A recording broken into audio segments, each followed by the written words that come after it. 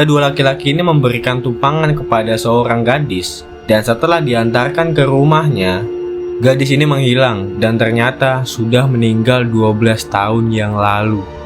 Oke, kisah ini dimulai ketika ada seorang laki-laki bareng sama temennya nih yang sedang mengendarai mobil. Mereka mengendarai mobil di jalan pedesaan yang sepi. Dan kedua laki-laki ini ngeliat nih ada seorang gadis yang berdiri di pinggir jalan sambil mengacungkan jempolnya. Gini nih, jadi dengan mengacungkan jempol di pinggir jalan, berarti tandanya ia sedang membutuhkan tumpangan. Nah, kedua laki-laki ini menghampiri seorang gadis ini. Dan pada saat menghentikan mobilnya, laki-laki ini nanya ke gadis itu, "Apakah kamu butuh tumpangan?"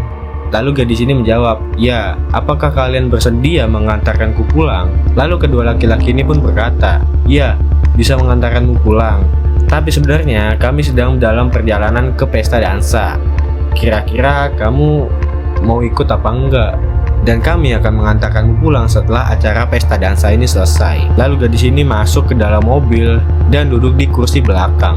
Malam itu malam yang dingin banget, sehingga gadis ini meminta mantel kepada salah satu laki-laki ini. Pas sampai di tempat dansa, mereka ini langsung menari bareng gadis itu. Dan pas lagi asik nari, si gadis ini ngingetin lagi ke mereka kalau hari ini sudah sangat malam dan meminta untuk diantarkannya pulang. Terus akhirnya mereka ini setuju karena udah janji.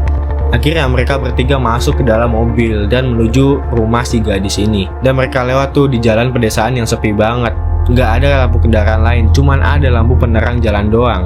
Dan setelah perjalanan lama, akhirnya sampai juga nih di rumah gadis itu. Gadis itu keluar dan mengucapkan terima kasih. Lalu laki-laki ini pulang. Pas di tengah jalan, kedua laki-laki ini lupa nih kalau mantelnya ini masih dibawa sama gadis itu. Karena kan tadi dipinjem. Karena kedua laki-laki ini udah lelah, udah capek.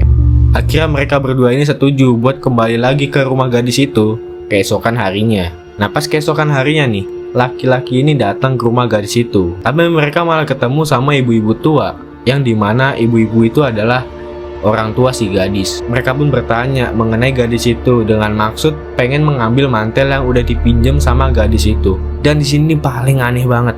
Ibu itu menjelaskan gadis itu memang anaknya, tapi dia telah meninggal sejak 12 tahun yang lalu. Putri yang telah tewas dalam sebuah kecelakaan mobil di lokasi tempat kedua laki-laki itu pertama kali bertemu sama si gadis. Lalu ibunya ini mengajak jalan-jalan kedua laki-laki ini menuju ke tempat pemakaman si anaknya. Kedua laki-laki ini pun masih bingung banget, bener-bener bingung, kayak nggak percaya sama ibu ini.